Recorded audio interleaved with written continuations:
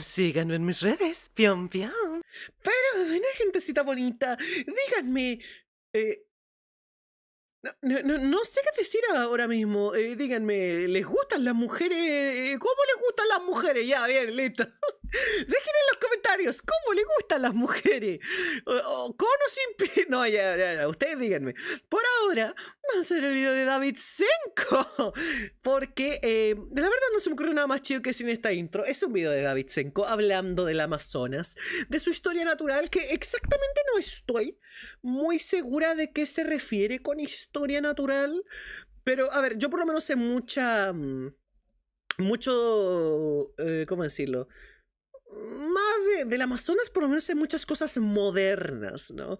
Tipo algunos ambientes, distribución de algunos animales, especies que se encuentran, datos Jefa, ¿le curiosos. puedo pasar Bill de Wisp? Que yo la tengo full maineada. No sé por dónde mandarle.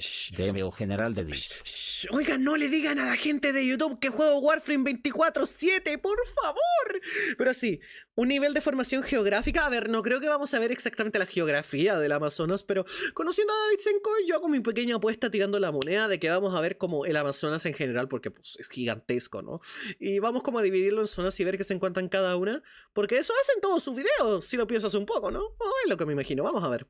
En mitad de un continente existe una selva colosal que todo lo cubre, la región con mayor biodiversidad del planeta, un laberinto vegetal casi inexpugnable, un océano verde hasta donde alcanza la vista. Muchos son los que se han adentrado en el pulmón palpitante del mundo, tratando de descubrir sus secretos con mayor y menor éxito.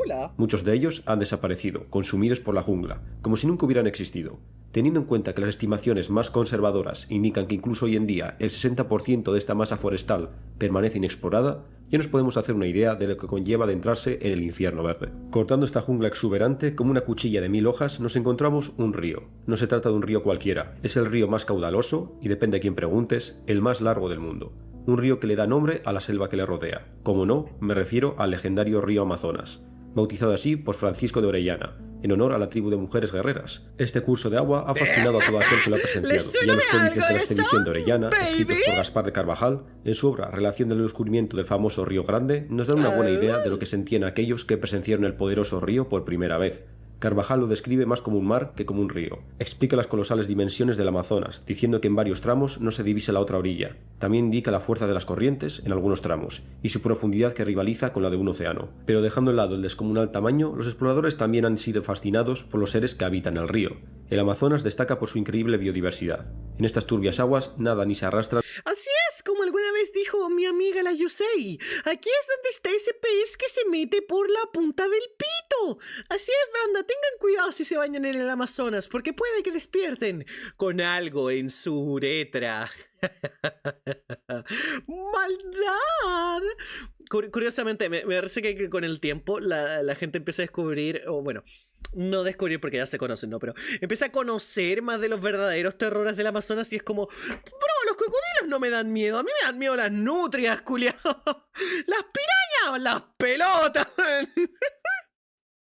Dios santo. Un sinfín de criaturas que pondrían los pelos de punta a más de uno. Algunos de los habitantes del río son de sobra conocidos, nombres casi míticos, como las pirañas o las anacondas. Mira, ahí está. Pero esto no es más que la punta del iceberg. Para que os hagáis una idea, si hablamos de los peces, se calcula que el Amazonas alberga 3000 especies identificadas, Pues nada, y las estimaciones indican que podrían existir alrededor de 2000 más.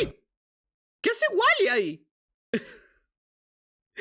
¿Algún comentario? ¿Hay algo en los comentarios? No. ¿Por qué hay un Wally ahí? Mira, ahí está. ¿No? Bueno. Todavía sin identificar. Esto tiene todo el sentido del mundo. El entramado de afluentes, las peligrosas aguas y lo abrupto del terreno hacen que los estudios zoológicos del río sean muy complicados. Existen cientos de kilómetros de afluentes y tramos inexplorados, a saber qué criaturas se esconden en estas aguas. Así que en el día de hoy, acompañadme a recorrer la historia natural del río Amazonas y sus extraños habitantes, siendo una carrera evolutiva que se remonta a las épocas antiguas del Cenozoico hasta hoy en día. Bienvenidos al Aqueronte, el río del infierno. Sigo sin saber a qué se refiere con historia natural, bro. Lo que podríamos considerar como el Amazonas comenzó a crearse hace ya más de 180 millones de años, cuando el supercontinente de Gondwana comenzó a fracturarse, dando forma a las actuales África y Sudamérica. Solo que los comienzos del Gran Río fueron bastante distintos al actual, y tal vez ni siquiera podríamos clasificarlo como Amazonas. El caso ¿Me es que gané durante el algo, final una del sub? Mesozoico Tengo y hambre, gran weón. parte del Cenozoico, el Amazonas fluía en Mames, contradirección. En vez de nacer en Perú y desembocar en el Atlántico, este Amazonas primigenio tenía un flujo contrario, desembocando en el Océano Pacífico. Los sedimentos de la cuenca oriental del Amazonas lo dejan bastante claro, así como la presencia de fósiles marinos en la misma región. Otras pistas acerca de la antigua conexión del Amazonas con el Pacífico están vivas y coleando. Algunos de los habitantes modernos del Amazonas trazan sus orígenes al Pacífico. Por poner algunos ejemplos, las rayas de agua dulce del Amazonas, en principio, podrían hacer pensar a más de uno que son el resultado de incursiones de rayas marinas provenientes del Atlántico, pero los estudios de ADN indican claramente lo contrario, desvelando que estas especies de rayas de agua dulce tienen relación directa con las rayas que nos encontramos en la costa del Pacífico y el Caribe. Es decir, que provienen de ancestros marinos que se adentraron en los primigenios deltas desde el ¿Será lo Pacífico. mismo que pasó Pero con con el Delfín paso de los Rosado? millones de años todo comenzó a cambiar. La deriva continental comenzó a hacer de las suyas. Sudamérica se fue separando cada vez más de África, ensanchando el Atlántico y haciendo que el continente sudamericano chocase con la placa de Nazca, en el Pacífico. De este impacto entre placas es donde cordillera de surgieron, los o al Andes. menos comenzaron a surgir hace 100 millones de años, los Andes. De una forma muy gradual. Poco a poco la elevación de la parte occidental de Sudamérica fue aumentando hasta que durante el Mioceno, hace 21 millones de años, la desembocadura del Amazonas primordial fue literalmente taponada por un muro. Debido a esta presa colosal, los afluentes del Amazonas primitivo comenzaron a verter todas sus aguas en esta cuenca, creando un superlago que cubriría gran parte de la cuenca amazónica moderna. Más bien sería una serie de lagos y pantanos interconectados, una ciénaga gigante, que es conocida como el sistema de Pebas. Esta vez todas estas aguas se desembocarían en el Caribe. Fue a través de esta desembocadura que otro de los animales emblemáticos del Amazonas llegó a lo que más tarde se convertiría en el Gran Río. El delfín rosado del Amazonas, también conocido como boto. Estos cetáceos son los descendientes de un antiguo linaje de delfines. Joder, Chad, me encanta el poto. No, sí sé que es gato, pero de hecho, si existe el poto, o bueno, el potu, pero jaja, poto, que también de hecho es por esta, no sé si por exactamente el Amazonas, pero... ¡Ah, no! ¡Es el joto! Claro, es rosado, es el joto. Bien pensado, chat, bien pensado. Big brain time, ¿eh? De paso, no te mentiré con la duración del video, ¿no? Que es relativamente corto, unos 20 minutos, ¿no? No pensé que el video fuera... Claro, porque es historia natural del Amazonas, ¿no? Te puedes imaginar cualquier cosa, desde su descubrimiento, su ecología, hay distintas partes, ¿no? Pero no esperaba que empezáramos como desde el punto de vista prehistórico y su creación como tal. Es de decir que eso está muy, muy god, ¿eh? Me gusta, ¿eh? ¡El Doto! ¡Ah! ¿Doto? No, dijeron la palabra con D, chat, no. Lo siento, pero no puedo detenerme. Chat, no puedo detenerme, tengo que mostrarlos, weón. Tengo que mostrarles dónde está. ¿Dónde está esta chingada, weón? No la encuentro. No, tengo que encontrarla rápido. No, ¿dónde está? Me lleva, weón, no tengo la foto de la Doto, weón. Me voy a matar, pero... ¡Ay, no! Sí encontré, espérate, sí, ¿dónde está? Bueno, me sirve. Chad, la Doto. Me sirve, la Doto. Doto, sí. Doto. Lo siento, Chad, me hice fan de la U. Más que quieren que haga. ¡Oh, Doto! Miren a la Doto. Me encanta, un paliodoto. Que entraron desde el Caribe hasta el sistema de pantanos ¡Viva de la Tebas. Uma! El Eoceno y el Mioceno son considerados por muchos como la edad de oro de los cetáceos. Sufrieron una increíble explosión de diversidad. Los océanos estaban plagados de todo tipo de ballenas y delfines, de diferentes formas y tamaños. Desde colosos que se movían torpemente por las aguas someras, como Perucetus, hasta auténticos... Espérate. Te duele un poquito. El delfín rosado del Amazonas, también conocido como boto. Estos cetáceos son los Doto. descendientes de un antiguo linaje de delfines que entraron desde el Caribe hasta el sistema de pantanos de Pebas. El Eoceno y el Mioceno son considerados por muchos como la edad de oro de los cetáceos. Sufrieron una increíble explosión de diversidad. Los océanos estaban plagados de todo tipo de ballenas y delfines, de diferentes formas y tamaños. Desde colosos que se... Perdón, me enredé un poco porque pensaba, ¿qué tiene que ver exactamente Perucetus? Y creo que después va a hablar de Leviatán Melvillei, ¿no? ¿Qué tienen que ver con el Amazonas como tal? Porque la conexión fue por el Caribe, ¿no? Lo explicó recién, ¿no? Pero no, estaba hablando del contexto general de la época, lo cual también sí es muy chido. ¡Viva el Perucetus! ¡Viva la causa llena! La causa llena y el Leviatán Milei. Chat, no digan eso enfrente de Doto. ¡Doto! Ay, mírala, mírala, Doto. Ah, no, esta me gustaba. Esta es... Esta es la que buscaba. ¡Doto! Me encanta. No, mírala, es feliz. Es feliz, bro. Chada, yo me estoy disociando demasiado, weón, pero miren a las Doto. Amo los caballos, bro. Amo los caballos. Ahora que la Martina está full en su setup, weón, y bien feliz, weón, como perrito, weón. Algún día puede que tenga un caballo. Se movían torpemente por las aguas La someras, hiena que va llena de causa. ¿Oh? hasta auténticos monstruos que surcaban el océano abierto, como el Leviatán Melvilley. Ahí está, Los delfines primitivos ingresaron en sistemas de ríos alrededor del mundo, dando como resultado a todos los delfines de agua dulce modernos. En los océanos y mares, este antiguo linaje desapareció, debido a la competencia con nuevos grupos de cetáceos. En este sistema pantanoso de la Sudamérica prehistórica es donde los antepasados de los delfines del Amazonas encontraron su nuevo hogar. Desarrollaron características físicas propias que hoy asociamos con los delfines de río, como la capacidad de mover su cuello independientemente, algo muy útil para navegar cómodamente en un entorno lleno de obstáculos, como troncos y raíces, una mandíbula alargada para poder capturar presas que se ocultan en los recovecos de bosques sumergidos, y unos ojos diminutos, casi inexistentes, ya que en las aguas turbias de poco les sirven. Es mucho más útil guiarse por la ecolocalización, que es proporcionada por su abultada frente. Pero el nuevo vecindario de estos antepasados del delfín del Amazonas no era un paraíso. Sí, por un lado no había competencia con otros cetáceos, pero por otro lado el sistema pantanoso de Pebas es especialmente conocido por la gran variedad de especies de cocodrilos. En este tórrido ecosistema la evolución experimentó con estos reptiles acuáticos, llevando la especialización de cada especie al límite, hasta crear... Curiosamente me atrevería a decir que creo que los cocodrilos son un poco de lo más suave que hay de especialización en la zona. Supongo que el video va a hablar de ello más adelante, así que no me voy a explayar. Pero como dije, ¿no? La nutria de río gigante es una pesadilla con patas. Aquí tenemos a nuestro querido jaguar, ¿no? ¿Cómo se llama esto? Con tanto meme de ¿cómo se llama esto? Mira cómo le joden el nicho ecológico, ¿no? Al dientes de sable y esas cosas, ¿no? Es divertido pensarlo. Porque claro, los cocodrilos de hecho con el tiempo no realmente se volvieron grandes depredadores en el término de que eran top de la cadena alimenticia, por lo menos no en la actualidad. Y eso se me hace interesante porque hace referencia a cómo los cocodrilos están tan... Es difícil que varíen, ¿no? Por eso, de hecho, si ves un fósil antiguo de cocodrilo, obviamente tienen sus diferencias, pero no tanto, ¿no? Entonces los cocodrilos son animales muy difíciles de cambiar. Son, ¿cómo decirlo? Están tan bien adaptados a todo que no tienen por qué cambiar, ¿no? Mientras que los otros animales se adaptaron a los cocodrilos. Por eso, exacto, lo que dice el chat es cierto. El jaguar come caimanes, las nutrias comen caimanes, las boas comen caimanes.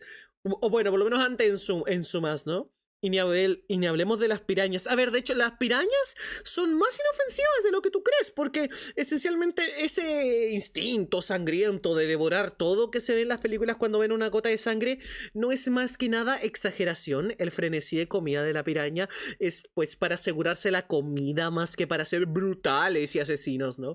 Porque en general son peces. Desde mi punto de vista, se volvieron depredadores eficientes por parte de los cocodrilos. Exacto, es como que los cocodrilos estaban tan bien establecidos, ¿no?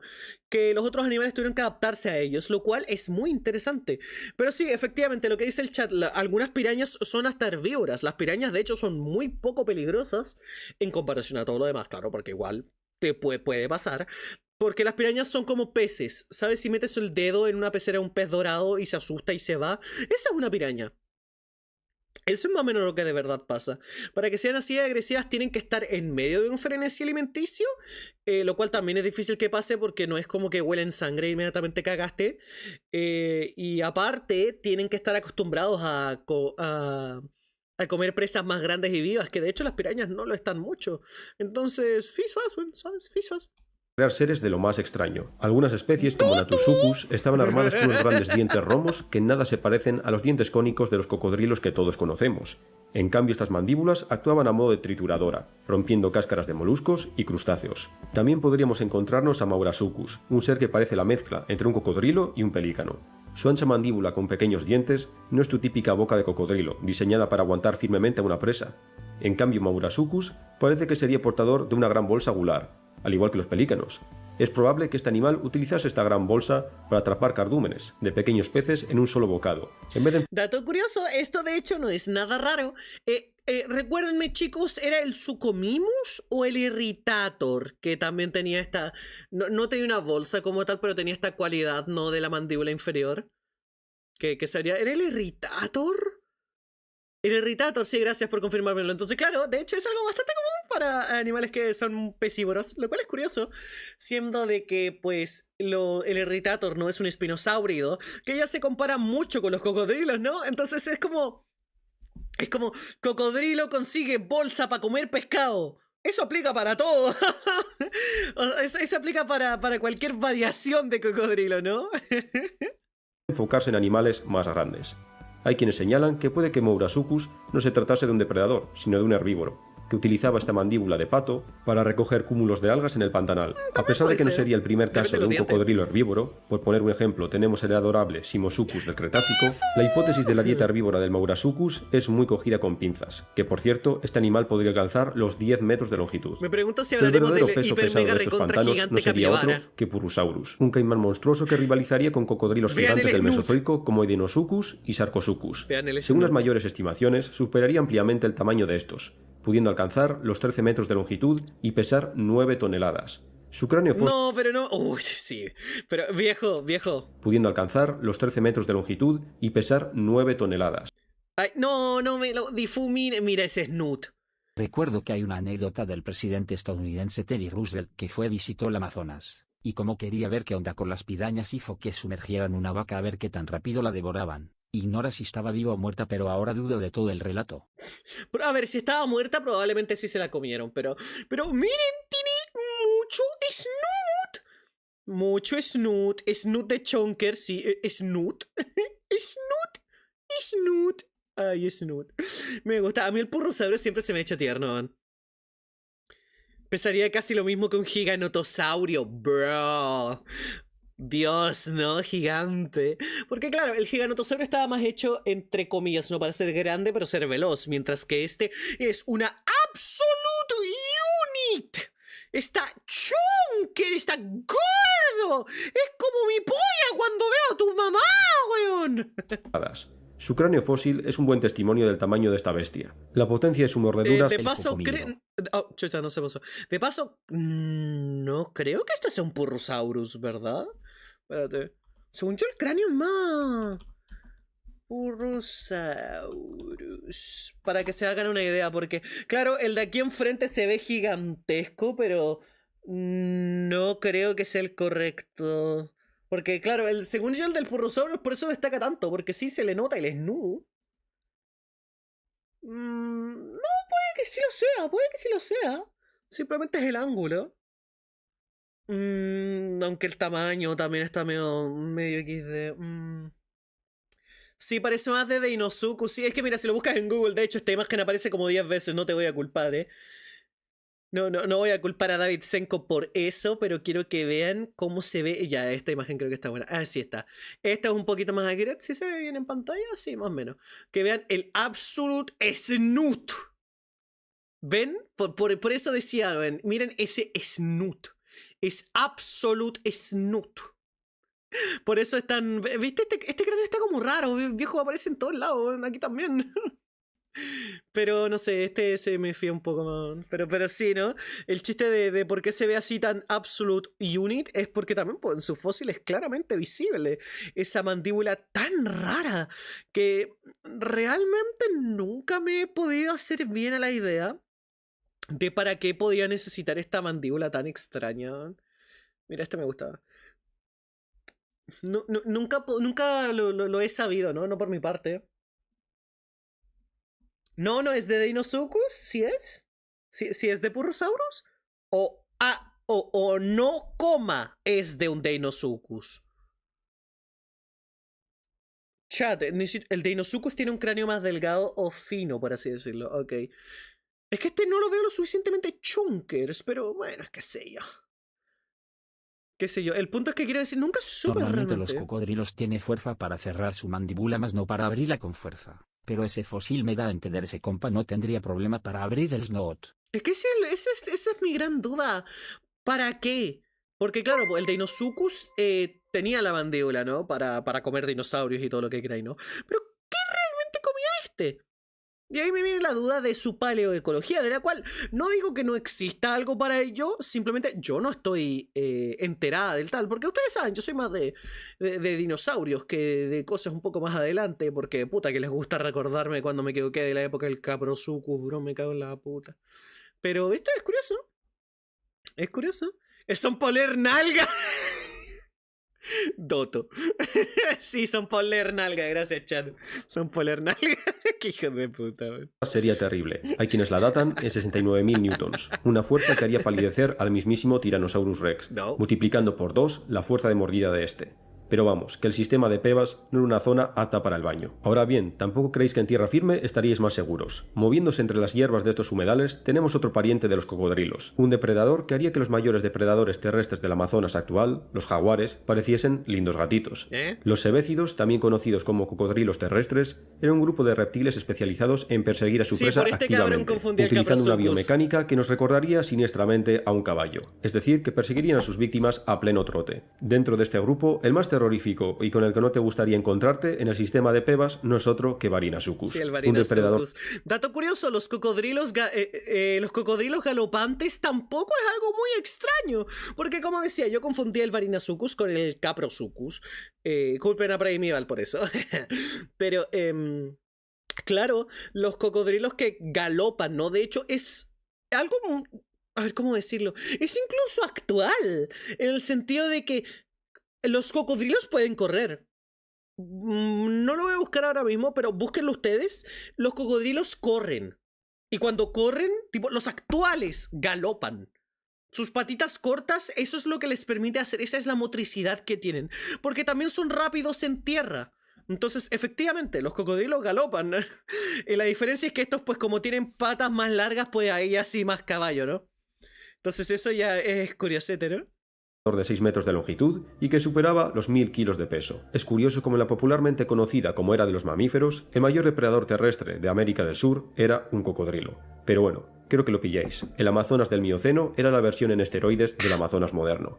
Y eso que he dejado fuera de la ecuación las tortugas gigantes y las serpientes constrictoras gigantes. El caso es que este pantano, que no desentonaría en la isla Calavera de King Kong, fue poco a poco desapareciendo precisamente debido a la formación de la cordillera de los Andes. Hace 10 millones de años, a medida que estas montañas se elevaban, bloquearon el drenaje natural de la región hacia el oeste. De hecho, recuerden que también por aquí existían los...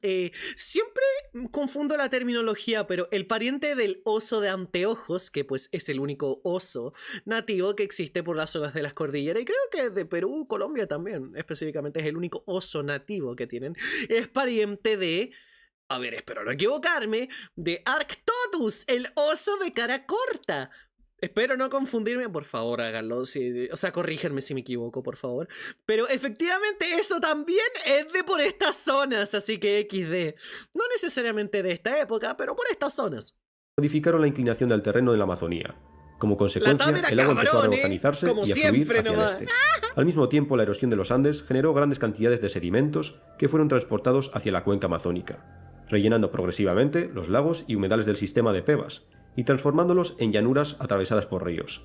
Además, los cambios climáticos también influyeron en modificar los patrones de lluvia, lo que favoreció la transmisión de un sistema dominado por lagos y pantanos hacia uno dominado por ríos. Esto ya comenzaba a parecerse al Amazonas moderno. El resultado de estos cambios del flujo del agua, separado en 3 etapas, es una gigantesca biodiversidad de todo tipo de criaturas acuáticas. Dios, qué chido se ve esto, weón. Qué chido se ve el mapa de ríos. A ver, me dicen específicamente sería más el Arctotherium. Pero igual, gracias a esos osos es porque en Sudamérica tenemos al oso de anteojos. ¡Gracias! ¿Ven? Por eso, corríjanme, es chido. Segundo, viejo, esta weá parece un cerebro, me encanta, weón. Es como una pija venosa, weón. En los sistemas fluviales de la región. Y aunque puede que los reptiles monstruosos de Tebas se extinguiesen hace mucho tiempo, los animales que todavía hoy en día habitan estas aguas harán que más de uno no quiera ni meter un solo dedo en el Amazonas. En este apartado me centraré en los peces del río, dejando de lado los famosos animales antropófagos de la región, como caimanes, anacondas y jaguares. Pero hagamos un repaso de algunos de los peces locales más interesantes. Empezaremos con una de las estrellas del río, la famosa piraña roja. A pesar de que su ferocidad y su capacidad de limpiar un cadáver en segundos es una exageración de Hollywood, estos pececillos no son ninguna broma. Hay testimonios de dedos arrancados de cuajo por un cardumen de pirañas en pleno frenesí. Su cuerpo es puro músculo, y toda esa masa muscular solo sirve para impulsar sus mandíbulas, llenas de afilados dientes. Estas mandíbulas cortan como tijeras y no dudarán en utilizarlas si se sienten atacadas, pero no todas las entre comillas pirañas son estas picadoras vivientes. Qué bonitas que son, viejo. Recuerdo que me parece que casi siempre volvemos a este tópico de una u otra forma. Cuando estábamos haciendo el juego de Pokémon, ¿no? De Pokémon Latam, uno de los diseños que tenía anotados entre mis ideas era una piraña, ¿no? Pero era una piraña mezclada con un tipo de criatura mitológica, ¿no? Que era como una especie de ninfa del río. Entonces era una sirena piraña. Y ustedes miran, ¿cuál era el chiste? Las pirañas son súper lindas, bro. Tipo, ver este brillor. Las pirañas literalmente son casi que doradas. Creo que hay una variante que es full dorada, weón. Súper brillantes, súper bonitas. Son peces dorados, pero el de verdad dorado. No esa cagada naranja que te venden a 2 pesos en la tienda de mascota. No, dorado, bro. Y se me hace una cosa tan preciosa. Porque claro, todo lo que acaba de decir David Senko son efectivamente ciertos. Son capacidades de las pirañas. Pero en general su agresividad no es tan grande como se hace ver. Entonces es algo más como una abeja, tal vez, de que, claro, puede infligir gran dolor, pero solo si la molestas, ¿cachai? Porque en general son algo inofensivo que está en el Amazonas en comparación a otras cosas, que son depredadores mucho más activos para las personas. Entonces, eso es chido. La familia de los serrasálmidos es muy diversa y entre las especies que forman esta familia también podemos encontrarnos otro pez muy conocido de la región, el pacu. Esta versión entrada en kilos de una piraña no está armada con unos característicos dientes triangulares, pero me atrevería a decir que los dientes de este pez son más siniestros todavía que los de la famosa piraña. La forma de los dientes del pacu se parece tal vez demasiado a los dientes humanos, ¡ay, no, ya me acordé! diseñados para triturar más que para cortar. Al igual que su prima la piraña, el pacu también es portador de una mordedura poderosísima, pero el pacu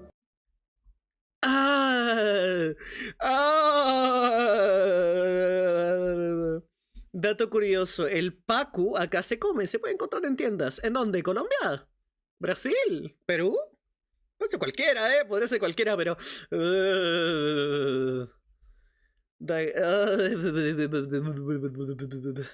qué espantoso. En Argentina también. Es el papu. Dios mío, el papu. En Perú se come de todo, entendible. En Argentina y en cualquier zona medianamente asociada. Mira qué interesante, pero... Ay, güey. Bro, parecen dientes de caballo, qué asco. Dios. Al igual que su prima la piraña, el pacu también es portador de una mordedura poderosísima.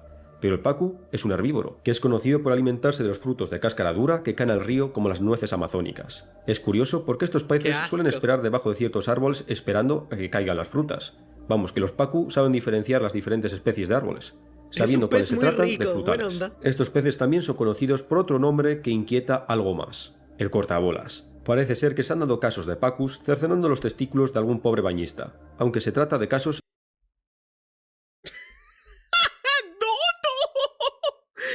My Doto reaction a esa información. Doto, ¿no? Increíblemente raros. La teoría principal es que los peces inocentemente confunden las partes nobles de los bañistas con nueces y se acercan a probar para darse cuenta que lamentablemente no se trata de una nuez. Otro pariente de las pirañas que es conocido por sus dientes es la payara, que es conocido popularmente como el pez vampiro, por obvios motivos. Los desproporcionados colmillos de este pez son tan ridículos que el cráneo de la payara tiene agujeros para que los colmillos se encajen y el animal pueda ser capaz de cerrar la boca. Literalmente los colmillos atraviesan su cabeza. Como no, el payara se trata de un pez tremendamente agresivo. La estrategia de caza de este animal se puede describir como un arpón viviente. El pez se catapulta a toda velocidad con su musculoso cuerpo, con la mandíbula abierta, listo para empalar a cualquiera que se ponga por delante con sus colmillos, para luego engullirlos de una. Esta es la voracidad de este pez, que muchas veces se pasa de ambicioso. Se han encontrado payeras muertas debido a que trataron de engullir un pez tan grande como ellas, hasta que fueron incapaces de vomitar a su víctima y básicamente se ahogaron. En el Amazonas o comes o eres comido. También existen casos de pescadores gravemente heridos por esta especie, y no precisamente mientras se bañaban, ya que gracias a su poderoso cuerpo, la payera tiene la costumbre de saltar para ensartar animales pequeños que cuelgan de las ramas de algún árbol. Es decir, que se han dado casos en los que el tripulante de una canoa ha sido ensartado por este animal que saltó del agua como un resorte al sentirse atacado o al confundir la silueta de la víctima con alguna presa. ¿Sabes lo peor? Es que si lo piensas mucho no es del todo aterrador, porque cada animal salvaje puede ver al ser humano como presa, a menos que sea directamente un herbívoro. Y incluso así aún hay chance. Entonces, ¿sabes? Esa es la cosa que creo que me gusta de todo esto. Cualquiera es un depredador que puede atacar al ser humano, porque pues somos carne después de todo. Y eso es algo inquietante y me gusta. Dejando de lado las pirañas y demás familiares, otra familia de peces muy extendida Peces y enormemente gato. diversa son los bagres, coloquialmente conocidos como peces gato, Sí. debido a sus bigotes. Los orígenes de la presencia de estos peces en el Ya, y el Amazonas que se se mete por el remonta antes de la pito. aparición del sistema de Tebas, cuando el Amazonas primordial vertía sus aguas en el Pacífico. Es decir, que estos peces fueron testigos de primera mano de todos los cambios que sufrió este ecosistema, lo que se traduce en una gran radiación adaptativa, es decir, muchas especies. Literalmente la mitad de las especies del Amazonas, unas 1500, son Se bagres. parecen a Dentro de esta Casimiro, enorme bro. lista de especies nos podemos encontrar de todo. Pero por subrayar algunas especies podemos encontrarnos al que es conocido popularmente por los nativos como el dorado, un bagre de brillos metálicos y enormes bigotes. Este pez es conocido por su ciclo de ¿No de aquí venía el que era como eléctrico o algo así que te metía un putazo pero que te dejaba hecho mierda con los bigotes? ¿Estoy más fufando? Puede vida ser. similar al de los salmones. Los bagres No, creo que dorados estoy tienen el récord de confundiéndolo la con un mayor Pokémon, migración de agua weón. dulce del mundo. Realizan una peregrinación de 11.000 kilómetros desde la desembocadura atlántica del Amazonas hasta su nacimiento Bro, casi en los Andes nada. peruanos, donde depositan sus huevos. Al nacer, las larvas son arrastradas río abajo hasta el No, océano, una anguila repitiendo es el otra ciclo cosa. cada 3 años más o menos.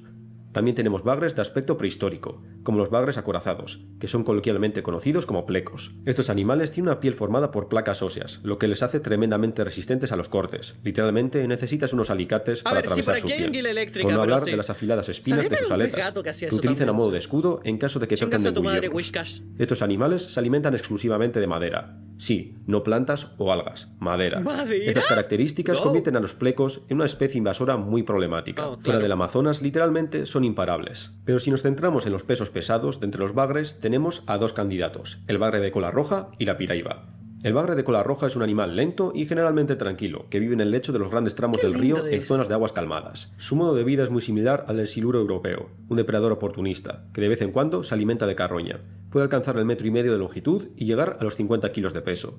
Sus característicos colores rojos y anaranjados le hacen fácilmente reconocible, pero por lo general no representa un peligro. Ahora bien, la piraiba es harina de otro costal. Se trata de uno de los mayores peces de agua dulce del mundo, pudiendo alcanzar los 3,5 metros y superar los ¡Guau! 200 kilos. Su biomecánica es muy similar a la de un tiburón, porque de hecho su nicho ecológico en el Amazonas es el que cumpliría un tiburón en el océano, un ágil depredador que persigue activamente a sus víctimas. Es por ello que muchos llaman al piraiba el tiburón del Amazonas.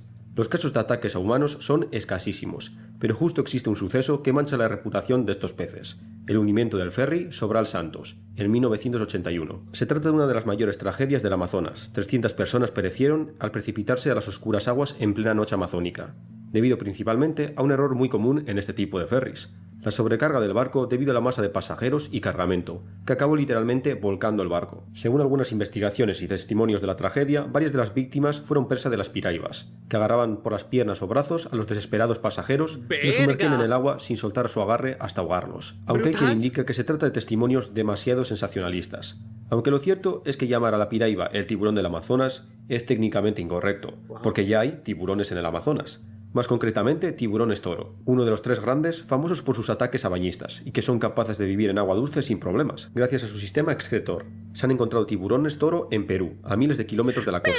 Aunque la mayoría de tiburones toro encontrados en el Gracias por los Amazonas 500 pesos son argentinos, juveniles, que pasan las primeras fases de su vida en un entorno libre de otros grandes tiburones. Pero dejando de lado las incursiones de tiburones toro, el verdadero coloso del Amazonas no es otro que el mítico arapaima, un pez de aspecto prehistórico.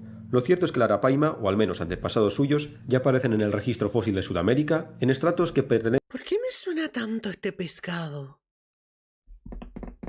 Ay, te juro, me suena de algo, pero no recuerdo de qué. al Eoceno, de una forma casi sea, inalterada. visualmente el Es nombre decir, también, que pero- seguramente la arapaima convivió en el megapantano de Pebas con los cocodrilos gigantes como el Purusaurus. El tamaño de la arapaima concuerda con su carácter prehistórico, pudiendo alcanzar los 4 metros de longitud y pesar 300 kilos.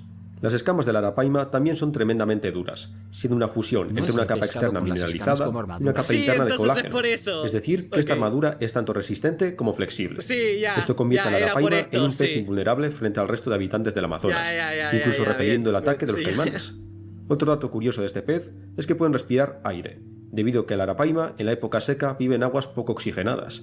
Consigue el oxígeno extra que su enorme cuerpo necesita saliendo a la superficie y tomando una bocanada de aire. ¿No? En principio el arapaima no es peligroso. Se trata de un gigante noble. No lo Pero si dejes se le de asusta llegar a o se la siente tierra, amenazado, no de el acto nuevo. reflejo de este animal es propulsarse a toda velocidad hacia adelante, siendo capaces de saltar a alturas de 2 metros sobre el agua. Vamos, que se convierten en un ariete blindado de más de 200 kilos que puede incapacitarte sin problemas, siendo capaz de romper huesos. De los más grandes pasamos a los más pequeños, y si me lo permitís, desagradables. Volvemos a encontrarnos con nuestros compas, los peces gato o bagres. En este caso... Por un momento en verdad pensé que no llegaríamos al pez que se mete en el pito. No.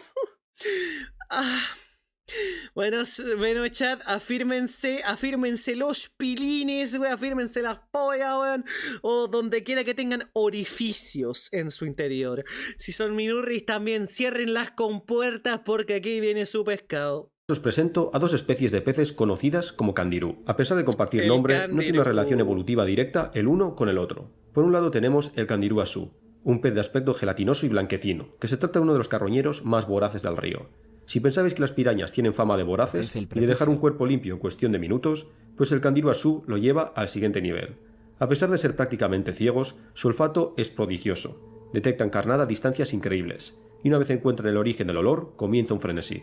A diferencia de los frenéticos mordiscos de las pirañas, estos animales realizan una incisión quirúrgica y se entierran, por así decirlo, dentro del cadáver. Allí se retuercen y se alimentan hasta estar satisfechos, cuando por fin salen. Una forma de alimentación más digna de una larva de insecto que de un pez. Son conocidas las imágenes de cadáveres humanos atacados por estos seres. Una piel casi completamente vacía, llena de agujeros como un colador. Incluso a la hora de recuperar los cadáveres, se han encontrado todavía especímenes de candirú asú enterrados en la carne putrefacta. Luego tenemos el candirú a secas, que no se trata tanto de un carroñero, sino de un parásito. Al captar los químicos producidos por la respiración de un pez grande, este pequeño ser, de forma alargada y semitransparente, se acerca furtivamente a la fuente del olor, para atacar fugazmente a su desprevenida víctima. El objetivo son las branquias del pez. Utiliza las espinas de su cuerpo para anclarse en las agallas. En esta región, llena de vasos sanguíneos, es donde el candirú se alimenta de la sangre de su huésped. Esto ya es de por sí turbio, pero al candirú le precede una fama terrible. De tan solo pensarlo, palidezco. Según dicen las malas lenguas, el candirú tiene la costumbre de meterse en la uretra humana, especialmente si alguien orina en el agua, ya que el olor de la urea de la orina sería similar al producido por las branquias de los peces. Pero lo cierto es que se trata más bien de una leyenda urbana. Solo existe un caso y es más bien una historia boca a boca que no se ha confirmado. Aún así, es curioso cómo algunas comunidades indígenas del Amazonas tienen la costumbre de bañarse protegiendo sus partes con las manos en todo momento. Así que lo dejaré en duda. Y por ahora tacharé... A ver, también recordemos que está el pescado que se comía los dotos, ¿eh?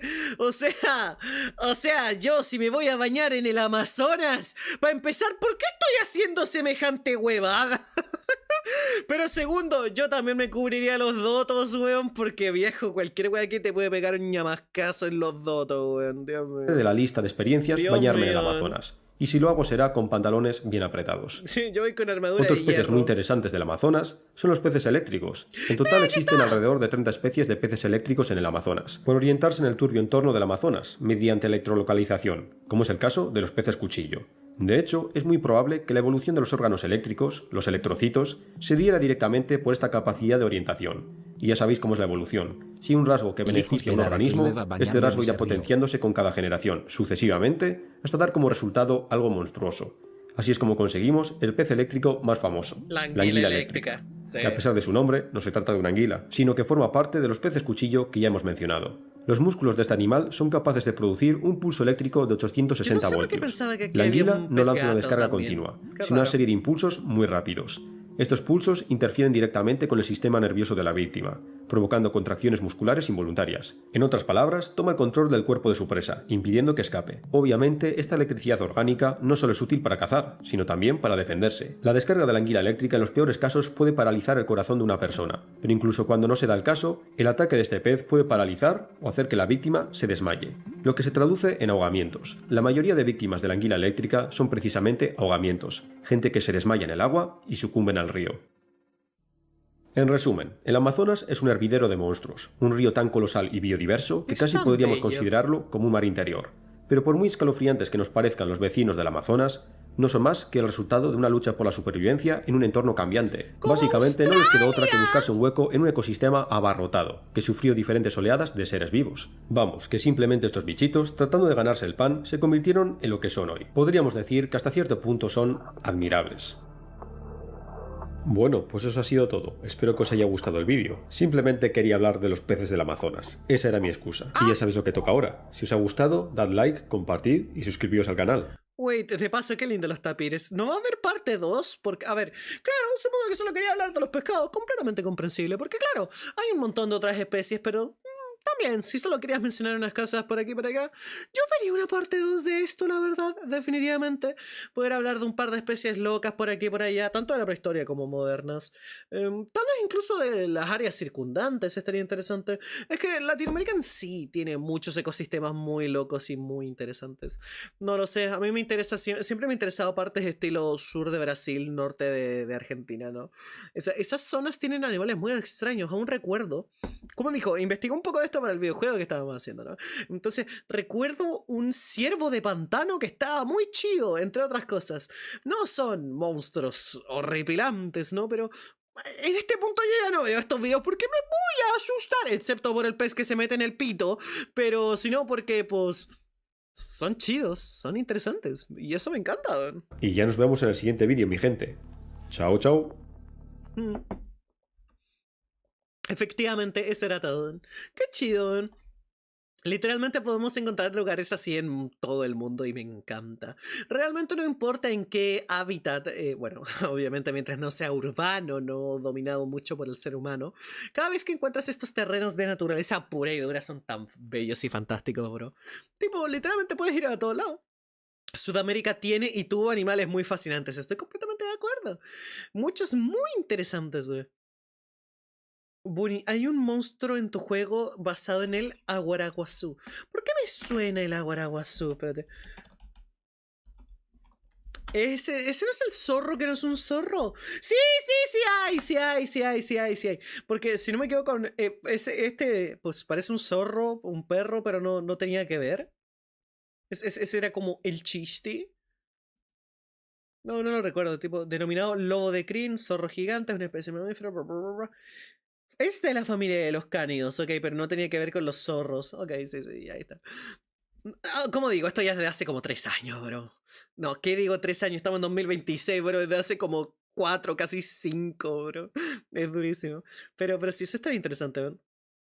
Una pregunta, ¿tu juego saldrá en Steam para ahorrar? A ver, no, el juego de Pokémon que les estoy diciendo, no, ese está en pausa y de momento no hay planes para terminarlo porque, pues, básicamente a través de él se armó un grupo para hacer el juego. Dijimos, hagamos un proyecto menos ambicioso y en ese proyecto menos ambicioso es en el que estamos ahora. Y ese ya es un RPG muy distinto y no tiene que ver con todo esto de Latinoamérica, ¿no? Pero es un plan a futuro si es que nos va bien, así que... quién sabe. Y sí, el juego indie que estamos haciendo ahora, ese sí va a estar en Steam. Y va a estar barato, así que no se preocupen por eso. Pero en ese caso, viejo, hay un montón de historias y cosas interesantes en los países latinoamericanos que tienen sus animales curiosetes. Bueno.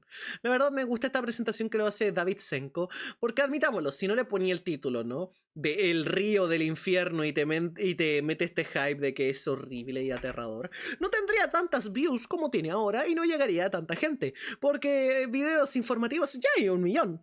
Entonces, esa es la cosa, saber explicarlo y hacerlo interesante. Y David Senko logra eso y me gusta bastante. Porque me gustaría ver más de esto. Tipo, hay lugares y ambientes tan chidos, weón, por todo el mundo. Bro, vete al sur de Chile, vete a los bosques estadounidenses, lugares curiosos en China, Tailandia, viejo. La naturaleza tiene lugares tan raros, bro, pero tan geniales. Eso me encanta, weón. Me encanta, bro.